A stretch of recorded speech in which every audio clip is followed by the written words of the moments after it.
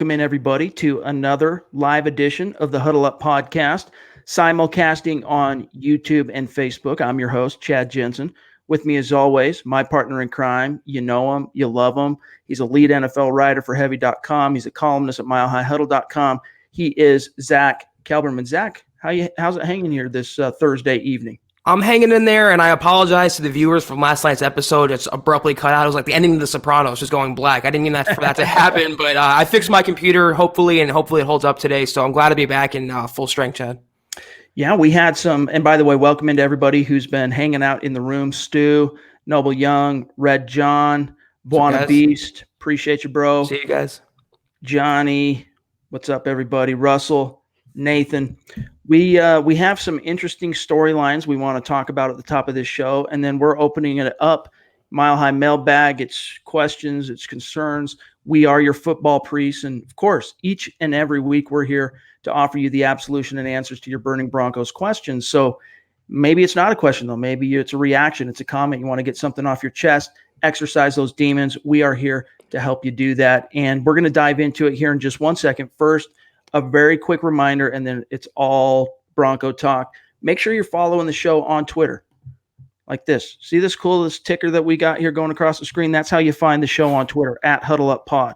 It's the best way, you guys, to keep your finger on the pulse of what's happening with the show in real time. Like today, we're fully expected to be able to launch at our usual time of 6-ish Mountain, 8 Eastern, and it got pushed back a little bit, once again, because of me.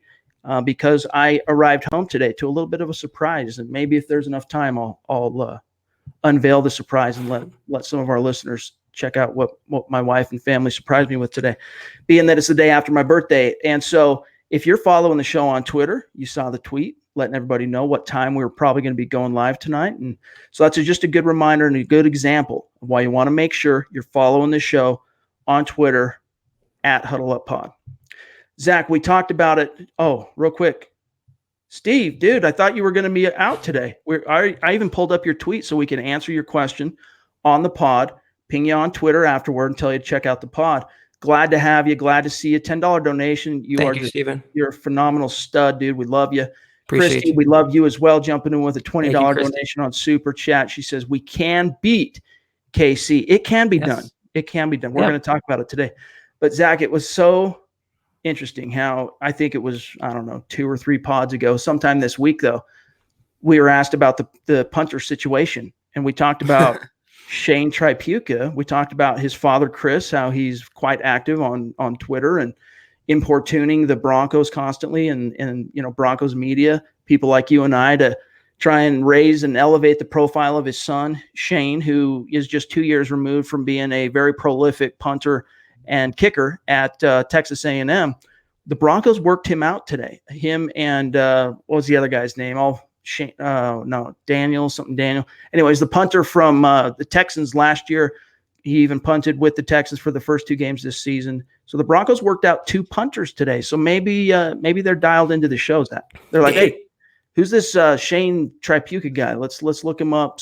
Get the scouting department on, and let's see. Oh, he's got like a 43.5 net average. Okay, let's get him in.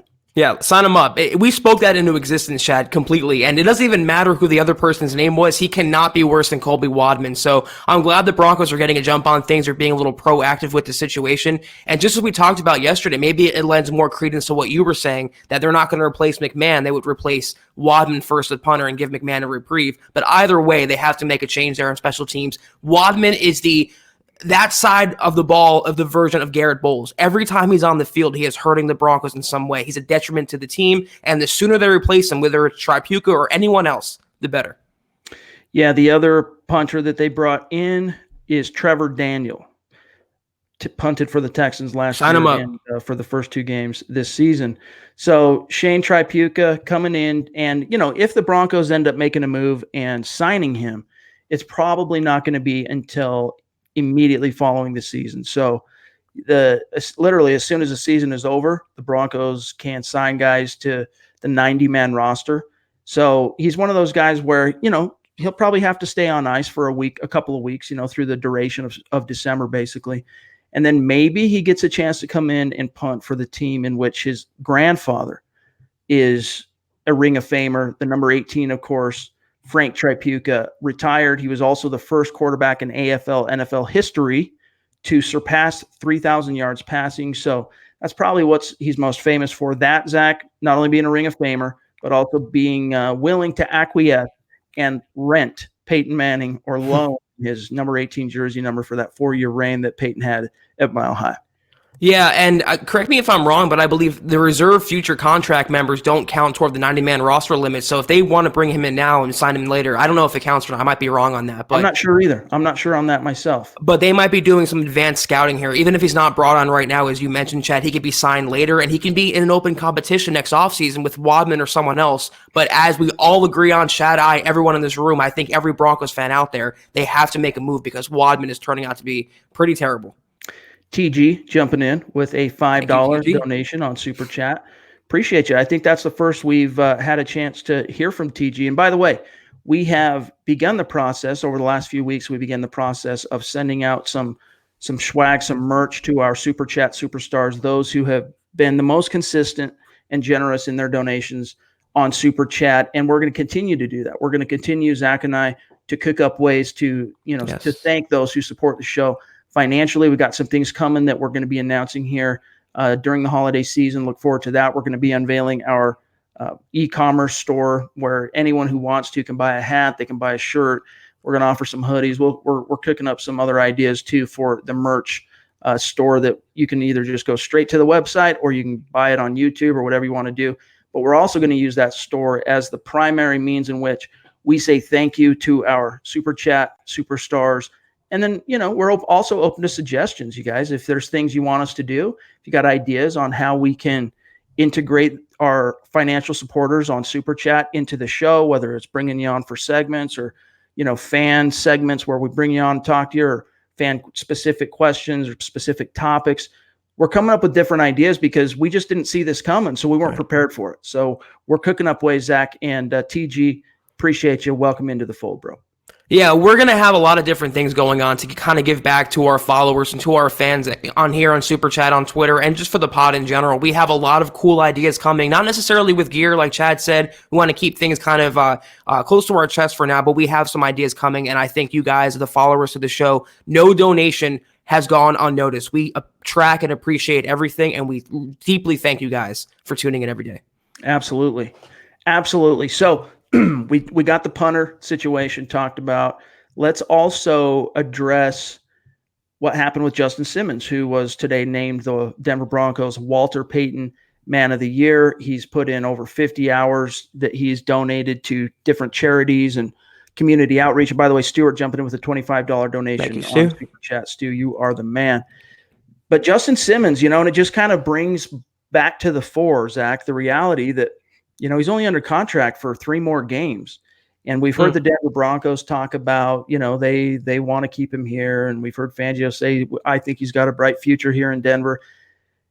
Justin Simmons, though, when he's asked about it, he, in a perfect world, yeah, of course I'd like to stay. But there's always the caveat, right? There's always the qualifier where, you just never know how things work out in business. It has to make sense financially and da-da-da.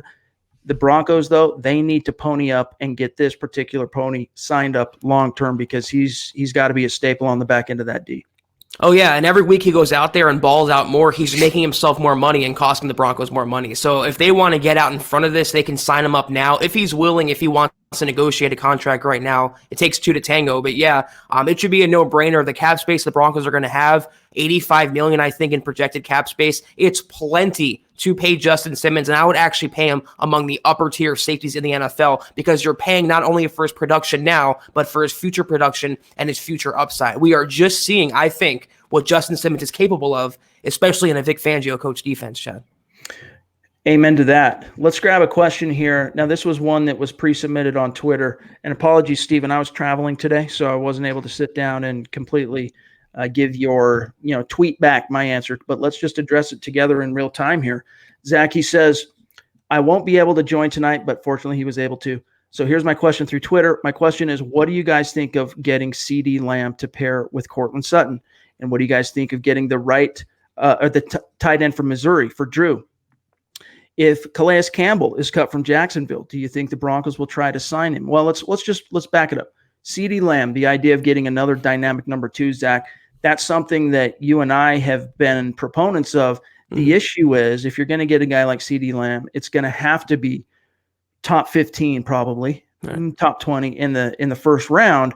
Are you willing to do that at the expense of maybe passing on an elite offensive tackle, or if Jeffrey Okuda is on the board, where do you prioritize that? Because CeeDee Lamb is a great player, though. I mean, you're not going to bat an eye to the idea of bringing in CeeDee Lamb and teaming him up with Sutton, but it's a question of how do you stack it on the board?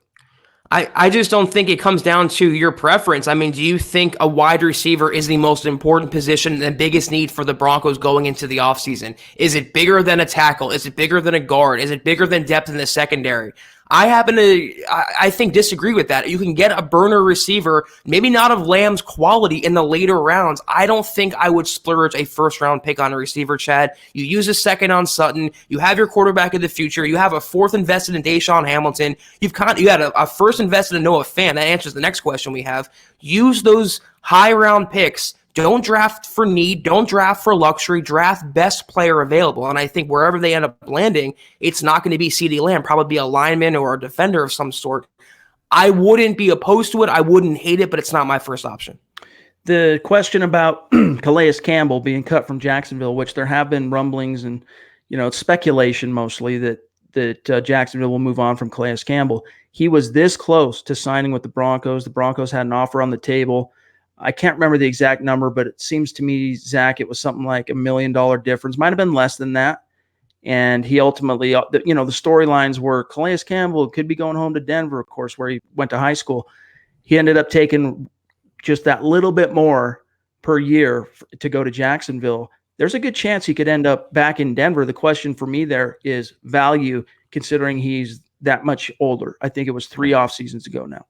Yeah, he's not the same player as he was when they first signed him. He's not the same player that we've all known Calais Campbell to be. He would be a good addition in this defense, but if we're talking about free agent additions, Chad, we talked about Akeem Hicks yesterday. We talked about Chris Jones yesterday. If they're going to splurge on those kind of defenders on the inside, I'd rather the Broncos pony up a little more and get a younger player with better upside in this defense. Again, I would not be opposed to Calais Campbell, but you have Shelby Harris, a free agent. You have Derek Wolfe as a free agent. You can probably pay those guys and maybe get an Akeem Hicks for the price of what Calais Campbell may cost. So not my first option, but I wouldn't cry if they ended up signing him. Broncos fan number 24 with a $20 donation on Super Chat. Appreciate you. And a question, of course, it is the Mile High Mailbag. Mahomes was talking about how he needs to step up in the pocket and not throw off his back foot during a press conference. Why isn't Mahomes getting bashed as much as Locke is for literally doing the same thing by NFL pundits? Well, it's confirmation bias, if you want to know the truth. Everyone's trying to figure out and justify why Drew Lock slipped to the second round, because the way he's played the last 2 weeks, his 2 game debut, I mean, he's just looking like the best rookie quarterback in the league. And we're talking about guys like Kyler Murray, who's played all year, Daniel Jones most of the year. You're seeing Dwayne Haskins, who's, he hasn't been completely terrible, but none of them have been just the massive dynamic powerhouse that Drew Lock was, especially in that second start. And so you have people they're going to nitpick him. He's going to constantly get nitpicked throughout his career. And that's something he's got to be ready for, because it's a confirmation bias process, Zach. It's the negative. It's like an inverted confirmation bias. It's like when Von Miller gets a sack. All right. He's a rookie, 2011. He turns the corner. Everyone's like, oh, wow. Yep. That's why he was a first round pick. That's why he was number 2 overall. And it's going to be the exact opposite with Drew Lock. The analysts, especially the color guys on the television broadcast, they're going to nitpick the technical aspects of his game, and he's really basically going to have to completely outkick his coverage to win over those people, Zach. Yeah, and the thing is, I mean, Mahomes won NFL MVP. Those guys, once you win that award, it buys you so much time and it buys you immunity to some sort of criticism. Just look at John Elway. He brought 1 title to Denver, and he's resting on those laurels even years later, when I think he's made the case that he deserves to be fired, if not demoted. But that's what happens with Mahomes. He's still not a perfect quarterback. That doesn't exist in the world or the NFL. He's a great quarterback, but he's always have things to work on. And the good ones want to stay good. The great ones always want to get better. They always want to work on their craft. They're always looking to improve. That's what you see with Mahomes, and that's what you'll see with Drew Lock. He's not Paxton Lynch, who's going to rest on being touted and the reputation and having that faux leadership.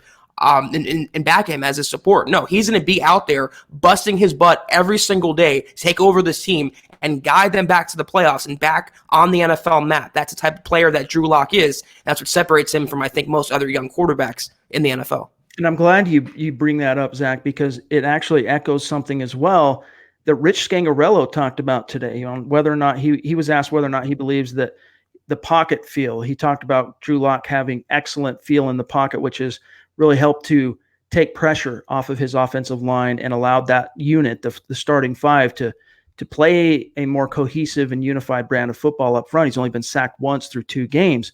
And then whether or not he believes that feel is something that can be coached or learned in the pocket. Let me read this verbatim quote from Scangarello. Quote, "That's a good question. There are a lot of things that go with the position that you just can't teach.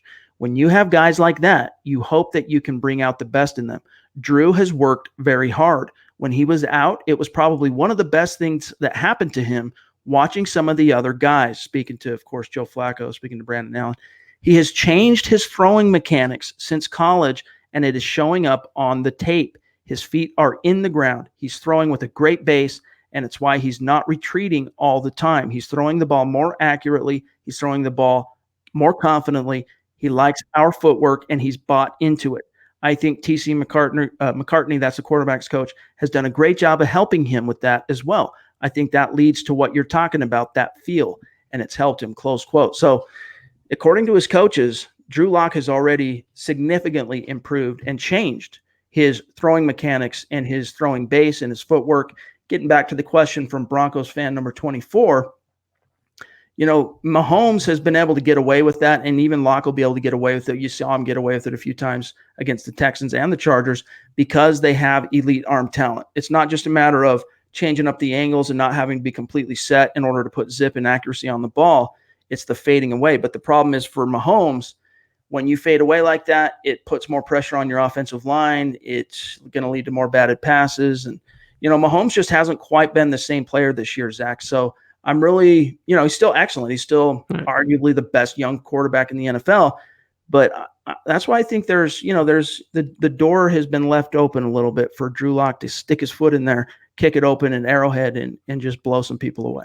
If he plays his game, if he's allowed to go out and be that gunslinger, Chad, and the Broncos don't fit him into this phone booth and make him something he's not. If they go out there and allow him to make mistakes and make bad passes and the occasional interception, you can see that Mahomes-type talent, the improvisational skills, throwing off his back foot and hitting receivers right in the breadbasket. Those are throws, like I wrote in my column, Chad, that Locke and Mahomes and a few other quarterbacks in the NFL can dream of making. So we'll see that come out more. But technique and footwork and pocket presence were the only red flags of Locke coming out of college. It's something that John Elway spoke about in the preseason, and it's something he wanted to redshirt Locke for. The fact that he's getting better at that and the fact that he's getting complimented for that, that's really bodes well for his progress in year one and going forward.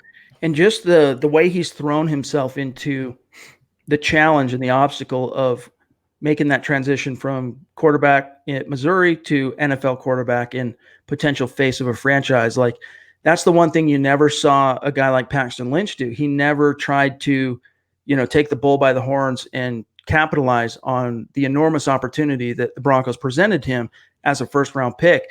You're seeing Drew Lock, and again, that's why, as much as it irritated guys like you and I, as much as we were frustrated by the way the Broncos were handling Drew Lock, it's one of those things where, it's a blessing in disguise. I mean, his coaches have spoke to it. Elway spoke to it. That time off, that exile, that 10 weeks in which he had to basically sit on his thumbs, if you will, and go through the game tape or the practice tape twice through the VR each and every day, dive even further into the playbook. Even though he was out of commission with his throwing thumb for a while, he could work on his dropbacks. He could work on his footwork. He could work on his throwing base and his platform. And you're seeing that immediately pay dividends. And by the way, Paul jumping in, $20 donation. Thank you, Paul. Appreciate that. Happy birthday. Yes, yesterday was my birthday, the big 4-0. And it is fun having hope at quarterback. Absolutely. Absolutely. And Zach, there's one here I wanted to grab from Jay. Can you guys explain the difference between play styles of Mahomes versus Locke, or are they the same? Same arm, same release? They're dang close. There's a reason why Locke has been at times compared to Mahomes, and it's not just the Missouri connection, meaning, Locke playing in Missouri, and of course Mahomes being in KC. They have a similar the angles thing with the arms, same arm talent, same arm strength. I would probably argue that Mahomes' arm strength is a little bit better than Locke. Yeah. They also have just enough athleticism. I think Mahomes has more escapability, if I'm being honest, at this stage. Now, it's only a 2-game sample size, but I think Mahomes has proven to be a very slippery quarterback, and not in a, Kyler Murray tucking the ball or Lamar Jackson running with it downfield, but just evading the pressure while keeping his eyes downfield and then making that big play. Yeah, I tend to agree with you. I think Mahomes is a better running quarterback than Locke, but Locke is more of that traditional build type. He's more of what you want in a pocket passing quarterback, even though he's a dual threat. But Mahomes is a dual threat in the sense that he can hurt you strictly with his legs, whereas Locke uses his legs and his mobility to kind of complement his passing game. So they have similarities, but also big differences. I wouldn't call Drew Lock Patrick Mahomes. He has a long way to go for that comparison to ring true, but you can start to see some of the similarities there. And on come Sunday in that game, going head to head, that could be a preview of two identical quarterbacks kind of evolving in this league together. Lupe, if you want to make a donation, it can only be done through watching the show live on YouTube through Super Chat. So next time the show's live, or you can migrate over there even now, it can only be done through YouTube. Buona Beast, consistent viewer and listener of the show, he says, why is the national media going crazy for the Steelers' Duck Hodges, but will not even speak of Drew Lock? I think part of it, the perception is, at least the Steelers are in the hunt right now, Right. But part of it is that the Broncos are an afterthought in terms of the national perspective and the playoff picture. And also that it's as much as there's that inverted confirmation bias aspect, there's also everyone knew who Drew Lock was. I mean, everyone was expecting him to go in the first round. He was drafted, even though he was a second-round pick, Zach, by the Broncos. He was drafted to be the face of the franchise. So, he's got it's a little bit more expected, I think. But I don't know. I think, frankly, after that Houston game, I've seen a lot of press and a lot of buzz about him on the national scale. Yeah, I'll say this is a three-pronged reason for this. The Steelers have a winning record. If the Broncos would, Drew Lock would be getting the same amount of praise. The fact that Drew Lock, like you said, Chad, it's not a surprise that he's coming out and taking hold of this Broncos team. You have someone like the Steelers, though, just lost a true franchise quarterback in Ben Roethlisberger. Now you're on an undrafted free agent with a crazy nickname like Duck. So there's that into play. Also, the fact that the national media always tends to hate on the Broncos. This has been a running thing longer than I've been on the beat. Chad, you can probably attest to this. The national media always has an axe to grind with the Broncos. And third, I will say, if Drew Lock upsets the Chiefs on Sunday, all of the national media will be coming around to them. There'll be no question about this. Yeah, you saw the Lock rocket take off into the stratosphere from his just coming out of nowhere to beat the 8-4 Texans. He will break through into freaking outer space if they beat the Chiefs in Arrowhead. Frankie wants to know, hey guys, good to see you. I don't know if anyone has asked, but what do you guys think will happen with Brett Rippon and Brandon Allen? A battle for the backup? Who has the upper hand between the two? Thanks for the excellent content. Thank you, Frankie. Thank you, Frankie. Honestly, I think if you're going to say who has the upper hand at this stage, it's the slightly more proven Brandon Allen. But if I'm the Denver Broncos, Zach, I mean, it was encouraging to see what Allen could do. Again, really what you need is in the best case scenario, you need your backup to come in if he's used and maybe hold down the fort for a game, maybe two. Worst case scenario is you need him to come in and play a significant stretch during the season if something happens to your starter. But what Allen proved is that he can provide that spark for about 4 to 6 quarters. So if I'm the Denver Broncos and I'm going into 2020 knowing that I'm basically building the nest around what will be a second-year quarterback in Drew Lock, he's the unquestioned starter. I'm going out and I'm finding a capable backup, veteran, stopgap. There's no questions about, there being a battle or a competition, just a guy who can come in, hold the clipboard, a Ryan Fitzpatrick. If I need him to go in and start for a quarter of the season because my guy goes down, I can do it. I'm not convinced either Brett Rippon or Brandon Allen is that guy. In fact, with Allen, at least, I'm pretty sure he's not a guy that you could trust beyond a single game. I tend to agree with you also on that, Chad. I will say between the two, Allen has to have the upper hand because he has regular season experience and also winning experience. So he gave the Broncos a lift after Joe Flacco, and I think that bought him enough rope to be the front runner for the backup job next year. But I would rather, like you said, I'd rather have a true veteran, not a highly paid guy, no quarterback competition, no one looking over Drew Lock's shoulder, but just an insurance policy to come in and step in if there's an injury, if something happens. I wouldn't really be crazy about having Lock and 2 other young quarterbacks behind him as the only options. Jack says, how is the Broncos cap space looking for next offseason? Could we afford some high-level free agents other than our own? The question is, or the answer to the question is yes.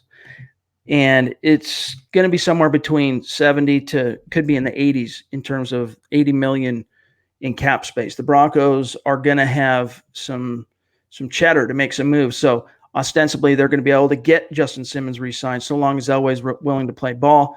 You could probably even find a way to get Chris Harris signed. They'll have the money to do it, especially once you cut bait with Joe Flacco and get, you're going to be on the hook because of the way you restructured it, but it's not costing you any more than it already would have to have him on the roster in 2019. You put it on a credit card, basically, is what you did with Joe Flacco. So there will be a dead cap charge next year, but it'll free up $10 million plus if you cut him, and they will cut him. That's the thing, is going back to the previous issue of bringing in a stopgap backup. Joe Flacco's not that guy. Joe Flacco, now you've got the bitter feelings. I was supposed to be the understood quarterback. I got hurt, all these things. You gotta wash your hands of that bad juju ASAP, yes. Kick him down the road, bring in a fresh guy who knows his place and can have some enthusiasm and some passion for where he's at in his career. Joe Flacco still is convinced he can be a guy. And you see him on the sideline after Drew Lock's first win. He's celebrating. He's running up across the field. He sees Joe Flacco crossing his path, and he goes to slap him on the butt. He puts his hands up like this. Flacco just ignores him and walks by, so he slaps him on the butt and just like, whatever, dude, and just keeps rocking and rolling and having a good time. Joe Flacco can't be the guy, but they're going to have plenty of cap space next year, Zach, is the bottom line. With $75-80 million, Chad, and Mike Sullivan at your disposal, are arguably one of the best cap guys in the NFL in terms of massaging contracts, you can do whatever you want. You can re-sign Chris Harris Jr. You can go out and sign Chris Jones. You can make a trade for a receiver or whoever. The Broncos will be sitting pretty in the offseason in terms of compensation and capital in terms of making these moves. It comes down to what they prioritize, where they want to go, and how many of their in-house free agents they want to bring back. I think that will dictate where they go in the offseason out of house. Yeah, the Juwan James situation continues to be mystifying, to say the least. He ended up playing, I think it was 54 snaps, something like that, against the Texans. And it was only the third game in which he appeared, of course, as a Bronco thus far. And he's bouncing back from what was initially, we've been told, a severe MCL sprain, a severe knee sprain that he suffered in the season opener. It was supposed to be a 4 to 6 week timetable, ended up taking him 7. He comes back in week 8, lasts all of whatever it was, 20 snaps, goes down again. And he's been cleared medically for 2-3 weeks, maybe longer now, as far as where he's at today. And he finally gets back out on the field last week. The Broncos put him on a pitch count. He played well. I mean, here's the thing. That offensive line in the first half with him at right tackle and with Austin Schlottman at right guard, that was arguably the best this offensive line has looked all season long. And then, of course, you bring in Elijah Wilkinson in the second half to spell James, and that's when Locke gets that, is sacked. The one and only time he's been sacked, it was given up by Elijah Wilkinson. Now, fast forward to today, the Broncos have practiced twice, and he has been a DNP. He's not participated in either practice. Now, Zach, here's what Coach Fangio said about James, quote, on whether or not he's being held out of practice as a precaution, quote, no, it's still bothering him a little bit, the knee. But we'll see how he does the rest of the week. Hopefully he can practice some on Friday. So it's just one of those things where we don't know the whole story. And, obviously this does little to repudiate the reputation he had in Miami as being an injury milker and being soft. But I do think there's more to this story than meets the eye, and the Broncos, especially in the middle of a season in which they're trying to compete and win games still, they're just not going to be as forthcoming. My guess is at the end of the season, when you have the post-season press conference with Elway and Fangio at Dove Valley, you might get a little bit more forthcoming answers on what was really going on with James. To me, Chad, this is very fishy. How do you go from playing in that game and then to not practicing the next week? How do you go down from that if you emerge from the game uninjured, or so they say he was uninjured? I think it sounds like the Broncos are still protecting and coddling Juwan James. And I can understand it to a point. He's a $50 million investment who they're relying on to protect their young quarterback, but he has to be out there. He has to be practicing, he has to be part of the team. They cannot be DNPs every day. If you're healthy enough, you can walk on those knees. You have to be out there, at least in a limited fashion. Put on a brave face, a brave front, go out there with your teammates. I don't like the fact that Broncos, if they are doing this, we might get some clarification after the season, like you mentioned, Chad. But if they're still protecting this guy because his mental, his mental toughness isn't there right now, I'm not fond of those type of players at all. Here's one from AJ Zillinger. Sorry if I mispronounced your name, brother. Should we bring back Will Parks? Zach, my opinion on Parks is he's a handy weapon to have, like a utility knife. Weapon might be the wrong word. He's a utility piece. He's a utility chess piece that he's versatile enough to play multiple positions and do multiple things for you, but he's not worth much more than the veteran minimum. So if Will Parks wants to stay in Denver on a vet minimum type of deal, making, $600 to $900K a year, yeah, I'm totally happy to have him stay. But anything more than that, maybe you pay him a little bit more than that to acknowledge his 4-year contribution and his veteran experience, but he's just not worth much more to me, Zach, than that, vet minimum. He's a good locker room guy, and he's loved in the locker room. The coaches, both coaching staffs have loved Will Parks, but he's not worth much more than that to me. Great teammate, great locker room presence, great player on the field, great on special teams, but he's utterly replaceable. And I'm a big Will Parks fan, but how do you slice it if the Broncos have Justin Simmons, who will be brought back as their future Pro Bowler for years to come? They have Kareem Jackson, who is Elway's best free agent signing, I think, in a few years now. And you can put those players together. You have arguably the best safety tandem in the NFL, or one of them. Really don't have a place for Parks on the roster, so I'm fully there with you. If he wants to take a 2-year deal worth not much more than the minimum, fine, but I think he's going to shop his wares around the NFL, and I think he'll sign a deal elsewhere. Maybe like Shaq Barrett went on to have success with the Bucs. You never really know. That's true. You can't completely rule it out. We'll see how that shakes out. Stu wants to know, how is Patrick Mahomes' hand injury? He does have a banged up hand. I'm not sure that I haven't read up on that yet, and I don't think it was talked about in the conference call on Tuesday, but he's definitely banged up. The bottom line, though, is between the knee. He had an ankle earlier on this season. Now he's got he's just not at 100%, which is why, we said it even in whatever that was, week 7, the Broncos played him, I believe it was. We said that if especially being at home, if there's ever an opportunity to beat the Chiefs, it's now. And that was without us, of course, having the crystal ball of knowing that he was going to leave the game in the second quarter. But Zach, that was with a completely emotionally deficient and emotionally numb and dead Joe Flacco under center. This team's amped. This team is pumped. This team is believing. They just went in and shocked and not just defeated an 8-4 Texans squad, blew them out, like lambasted the Texans. And there's some power with that, man. Now there's also the risk when you're running that high. If it really is fool's gold, you can crash back down to earth really, really fast. And so we'll be curious to see just how much of this is real, right? And this will be a good test to see, because if you can, even if you've come up short, but you go toe to toe with Patrick Mahomes with your rookie quarterback and making only his 3rd start, you got something cooking. Yeah, I will say that Mahomes at less than 100% is probably better than 99% of quarterbacks at full strength. So the Broncos cannot take this matchup for granted. They cannot rest on the fact that Mahomes is injured or having a down season from last year. But I'm not worried about the Broncos in this game on defense. Mahomes is going to get his yards. He's going to get his points. The game's going to be won or lost on the offensive side, Chad. If Drew Lock can hang with Mahomes, if they can match point for point, they have a chance to win this game. But if Lock implodes, obviously, they're going to fall short in Arrowhead. It's going to be a tough place for the Broncos to play, but they can't and won't view Mahomes as this all-knowing, perfect quarterback who's infallible. They can beat him, but I think it stems from offense, not defense. Multiple guys want to know basically what our board looks like in the draft. There's, for me, again, it comes down to positions on the big board, starting with offensive tackle, going to corner, and then number 2 wide receiver. The guys that I am most interested in are the offensive tackle from Iowa, Tristan Wirfs, and the offensive tackle from Georgia, Andrew Thomas. I like Okudah from Ohio State, the corner. There's a litany of wide receivers that are interesting, but I want to keep it there. I'd maybe consider that center from Wisconsin, oh man, he's got a weird name and it just escaped me. But offensive line at any point, I wouldn't completely bat an eye at, but tackle especially is what I'm looking for. And that kind of rolls in, Zach, to TG here, jumping in with another donation, $2. Thanks, bro. He says, Garrett Bowles is a great pass blocker, but stop holding. Look, I kind of chuckle as I said that, but he has played better under Mike Munchak. It's just those – all it takes is one lapse at a critical moment when the line judge is paying attention or the back judge, and boom, you're busted. I mean, it's kind of contradictory, too, because how can he be a good in pass pro if you're holding the guy or pushing the guy in the back or taking points off the board?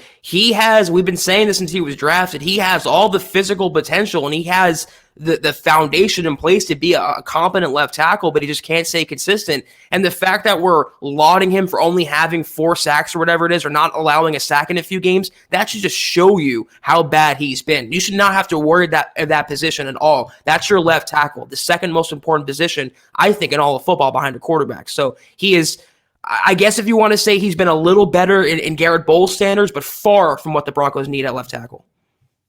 Yeah. Jordan jumping in, longtime friend of the show. You, Jordan. Wearing matching hats with yours truly. Appreciate you, bro. He says, I hope the Broncos see how the Colts failed Andrew Luck by not giving him an O-line. Now that we have a promising young quarterback, they have to protect him by drafting talent in the 2020 draft. That has to be round 1, right? And that's basically where I'm at, Zach, is unless you end up falling out of striking distance of one of those top tackles, maybe you wait and get something else in the first round and go for another guy that might be a little bit more raw or less proven in rounds 2 or 3 or whatever. But if I'm the Broncos and I know I have 13 million third-round picks right now, in reality, I think they have, is it 3 third-round picks currently? I think they have in 2020. So I'm seeing what I can do to package a couple of those, if not all of them. If I have an opportunity to move up and grab Wirfs or Thomas, I don't want to lose out on that opportunity, Zach. That's a really good point. And it's not just Andrew Luck. Even go back to David Carr with the Texans. They allowed, I think it was a record number of sacks in his first year, and it completely stunned him. That ended his career that first season. They couldn't protect him. Look at Kyler Murray in Arizona. Look at Sam Darnold in New York. Look at Baker Mayfield in Cleveland. A large part of the reason why they're so bad this year is they cannot protect Mayfield to save their lives. That's why I don't want a receiver in round 1 if I can avoid it. I don't want a safety. I don't want anything else. I want a tackle. Even if you don't replace Bowles, you still have that replacement option on the roster. I am not comfortable going into 2020 with him protecting Locke's blindside, and then you have Juwan James, who's mentally not there and not practicing over phantom issues. You have to go tackle. You have to protect your franchise quarterback. There's been too many examples, like just mentioned with Locke, that would secure that. Teresa jumping in with a $5 donation. Thank you, Teresa. Appreciate that. Prediction, she says, Deontay Spencer will finally be incorporated for at least 3 gadget plays against the Chiefs, and 1 will lead to a big gain. Hey, we're always happy to see bold predictions, and if that's the way it shakes out, what better opponent to get that against than the Kansas City Chiefs in their own house? All right, you guys, 1 more, and then we got to get out of here and by the way, yes, Travis, we did see that Ed McCaffrey was hired to be the head football coach at Northern Colorado, so congratulations to him. Last question from Buana. Would Connor McGovern get a starting job for any other team in free agency? I think he would. I don't know that it would be any kind of, obviously it wouldn't be a max contract type of deal, but yeah, I think he hasn't been great this year, but he hasn't been terrible. I mean, he's been a middle of the road guy who now has, a couple of years basically worth of starting experience at center and right guard. So the answer to that is yes, in my opinion. That's a guarantee. There's such a dearth of starting caliber linemen in the NFL that teams are always ready to splurge on them. And I give one example to support that. Billy Turner. The Packers way overpaid for a guy who was a backup with the Broncos for a long time because it's so hard to find starting caliber linemen. So I fully agree that if he allowed to test the free agent waters, he would get a contract. It might not be a record-setting contract like Juwan James money, but he would start for about half of the teams in the NFL. Amen to that. But hey, you guys, that's got to do it for today's episode of the Huddle Up podcast. Thank you for joining us and spending time with us. Let me see him on this fabulous week of covering your Denver Broncos. You guys want to see my birthday present? I'm not normally one to do this, but check him out. His name's Buck. Bucky. Oh, he even said something there. Did you hear that? This is Buck.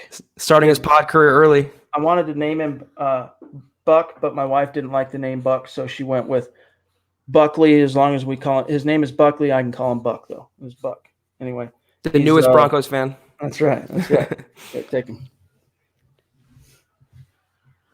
All right, so back to business here. We got to get it out of here and tie it in a bow for this week.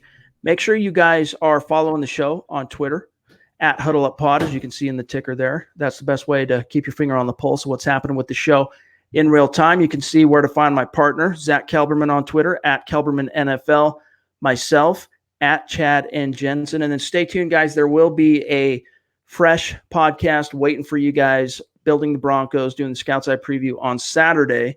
Those of you who are listening to this podcast after the fact, you're listening to it on Friday.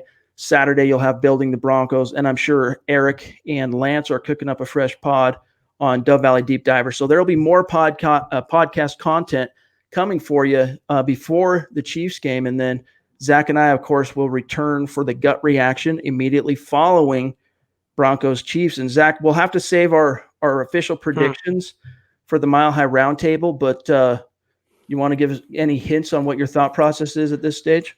I think most of our listeners can probably guess which way I'm going, but I just want to say this, guys. Even if Locke goes out there and implodes, it's okay. If he throws 3 picks, it's not the end of the world. He's not a bust. He's not regressing. Even if the Broncos lose this game, it's all about his progression. We should be happy he's starting this game and getting invaluable experience. That's all I will say for my prediction, Chad. Okay. You heard it here first, guys. Check out the website tomorrow, milehighhuddle.com. For the full roundtable, myself, Zach, our predictions and scores and picks will be in there. And then also the rest of the analysts at Mile High Huddle will weigh in with their respective picks and predictions. So stay tuned for that. But thanks again for joining us, our Super Chat superstars. Thank you very much. We're going to be thanking you on Twitter after the show, so look forward to that as well. And all of you who hung out with us, it's great to see you. It's great talking to you. It's been another great week of podcasting. And have a great weekend. We'll be back in the saddle Sunday, immediately following the game for the gut reaction. Zach, have a great weekend, my brother. You too. I'll see you Sunday, my man. All right. For Zack Kelberman, I'm Chad Jensen. Thanks again, everybody. We will talk to you on Sunday.